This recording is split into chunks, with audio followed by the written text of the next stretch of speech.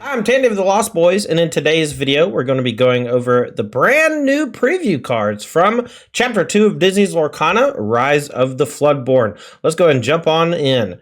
First up, we got Mickey Mouse Friendly Face. This is a 6-cost character with Inkable, and his ability, Glad You're Here. When this character quests, you may pay 3 less ink for the next character you play this turn, and it quests for 3 lore, and it's a 1/6 in combat. This card is pretty cool for Amber. Alongside Stitch Rockstar, we could have not only a draw engine, but also a cost reduction engine at the top of the curve. It has a high toughness, or sorry, it has a high willpower at 6, so it works really nicely with Rapunzel, and I quite like it. I think this card is pretty cool. Anything that is inkable already gets a big plus in my book, and it feels like Amber is flush with things you can play in the early and late game, and so I like to have balance along all of the casting costs in the game. So, because the game's all about curving out, and Mickey Mouse, you know, it kind of lets you cheat on cheaper things. You know, we might be able to cast something like Maleficent, Monstrous Dragon for a couple of ink cheaper. That would be a nice way to accelerate into it. You know, in other games we play, these types of effects are often some of the most powerful because cost reduction means that you can either play something for free or you can play an expensive thing for much cheaper than it would normally cost. So look at Mickey Mouse to pair up with those big expensive cards from Ruby like Maleficent, Monstrous Dragon. Next up, we have the Queen Commanding Presence, a 5 ink 4/3. It's inkable itself. It has shift 2, so it can shift onto other copies of the Queen. And the ability, Who is the Fairest? Whenever this character quests, chosen opposing character gets -4 strength this turn, and chosen character gets +4 strength this turn. So you quest, shrink their thing, buff your thing, smash on in and do some eating of their characters. This card seems pretty solid. 4/3 body means it does die to smash, but the fact that it's inkable means that it's pretty sweet. However, if you're playing against steel, I might think about putting this one in the inkwell early on. Next up is my favorite card previewed thus far. This is a new song for Amber called Zero to Hero. This is the song from Hercules that he sings during the montage where he starts as a scrawny little guy and becomes Hercules, the champion of all of Greece or Rome. I don't know. You get it. So for 2 ink, you get a song that says, count the number of characters you have in play. You pay that amount less of ink for the next character you play this turn.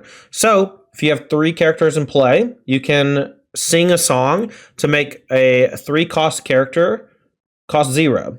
And the more characters you have in play, the better this is going to be. And I've been playing a lot with things like Stitch Rockstar and Amber, and that's allowing me to kind of combo off in some spots where you get to play a character for free. And that's particularly good when you have other songs in your deck in the Steel Amber version, like A Whole New World, because a lot of times when you play A Whole New World, all you really want to do is be able to empty your hand. And Zero to Hero allows you to do that while putting a larger character from your hand onto the table. This is a very powerful effect. I'm not sure exactly how strong it's going to be just yet, but it seems solid. And in a deck featuring Stitch Rockstar and A Whole New World, which I've been playing a lot with, I think an effect like this would be quite strong. Next up, we're going to be moving into Amethyst. We have an Elsa Gloves Off. This is a 4 ink inkable 3/4 with Challenger 3. And it quests for 1 lore. Challenger is a very defensive ability because it allows you to boost your character's stats, but only when challenging.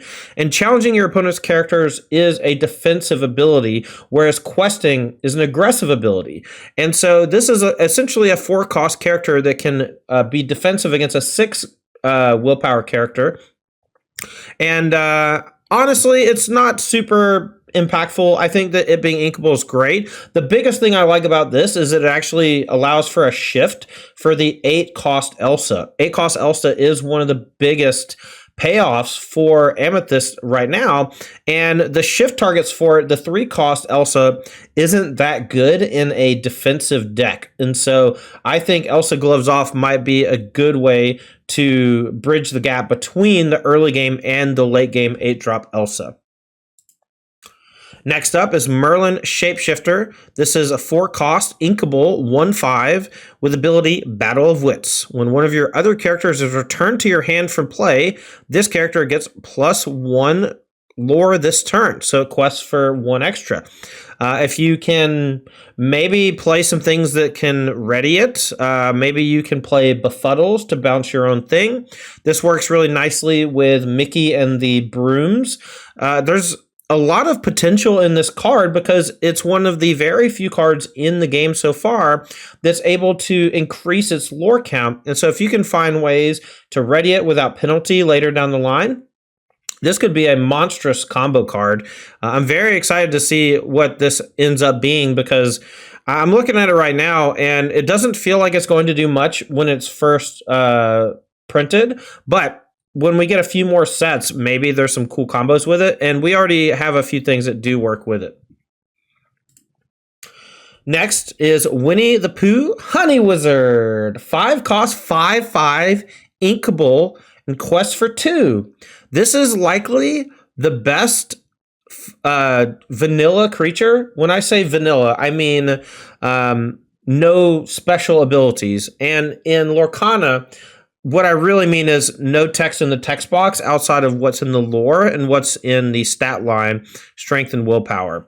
And so Winnie the Pooh essentially is the most efficient, character that you can play at 5 that doesn't have abilities based on stats and lore.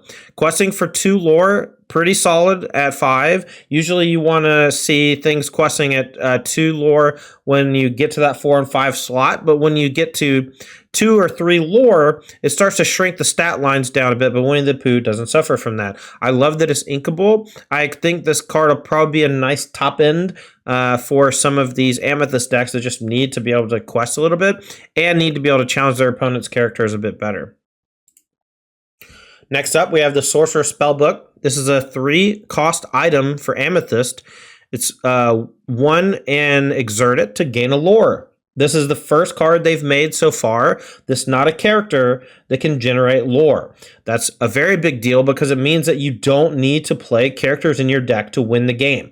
And in another game that I am more familiar with, this type of effect is very similar to the card Millstone, where it grinds your opponent's deck. But mostly what it implies is that you don't have to play characters. And so a Be Prepared, Heavy Dragonfire deck, can actually just win the game via this item.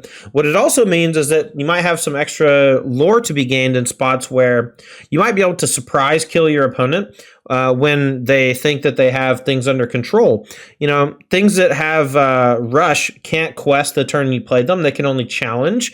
And Sorcerer Spellbook is one of the only things you can play so far in the game where you can gain a lore immediately when you play it. And that's a very powerful effect. Even if it's not incredibly efficient, I feel like this is going to be a real staple down the line once we get more cards in the game and once we've kind of figure out more about what this game is about.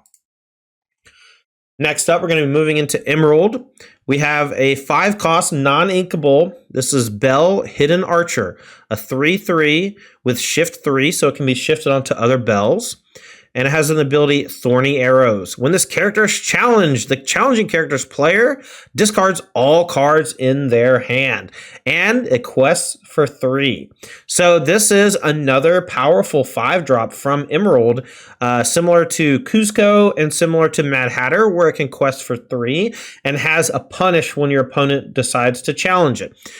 This one in particular is brutal for decks like Ruby Amethyst because their hand is usually full from things on the other side and a number of other card draw effects. And Belle Hidden Archer is a really punishing effect for those types of strategies in particular. Now, a deck like Amber and Steel might be able to go really low to the ground and punish you by emptying their hand before challenging it, or they can just hit it with Smash because it has a small stat line. So Belle Hidden Archer definitely has some downsides, but a very sweet card nonetheless.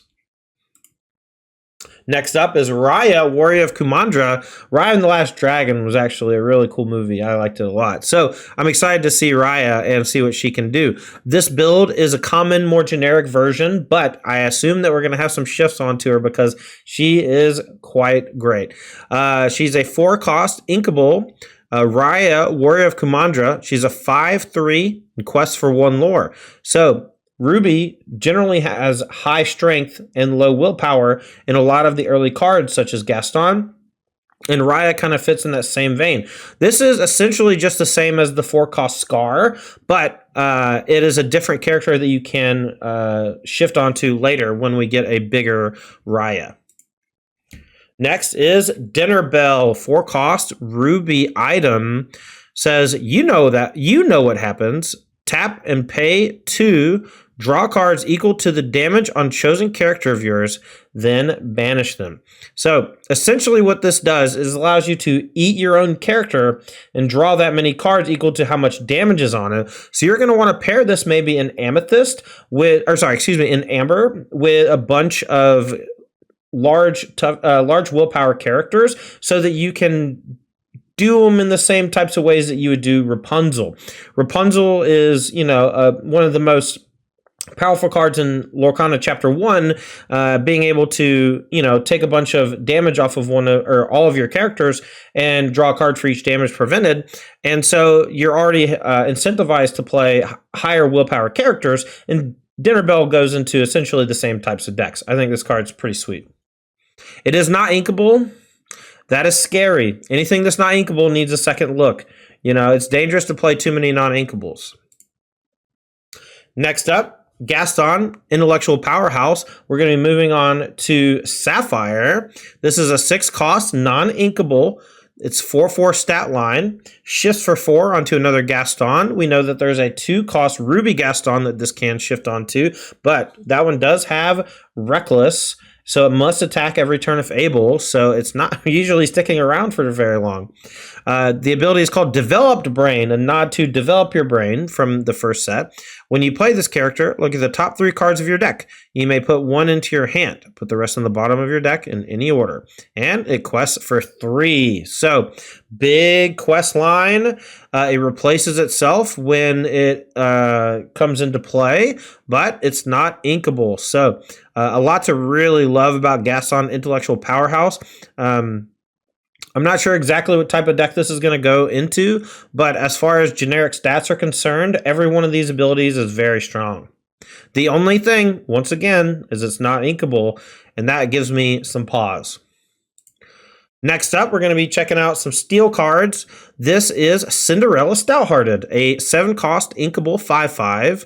Has shift 5. You may pay 5 less to play or you may pay 5 to play this on top of one of your characters named Cinderella. And then it has resist +2. Resist is a new ability that essentially means that your opponent has to deal 2 damage to do 0 damage. So 3 damage is 1 damage, 4 damage is 2 damage, etc., etc. All damage dealt to this character is reduced by 2, and that means from every source. So grab your sword, deal 0. Smash does 1. Challenging all does 2 less. So the characters need to have really high strength in order to challenge Cinderella Stylehearted. And when you're shifting and then questing a bunch on top of that, it's going to be very difficult for some of your opponents to remove it outside of something like Dragonfire.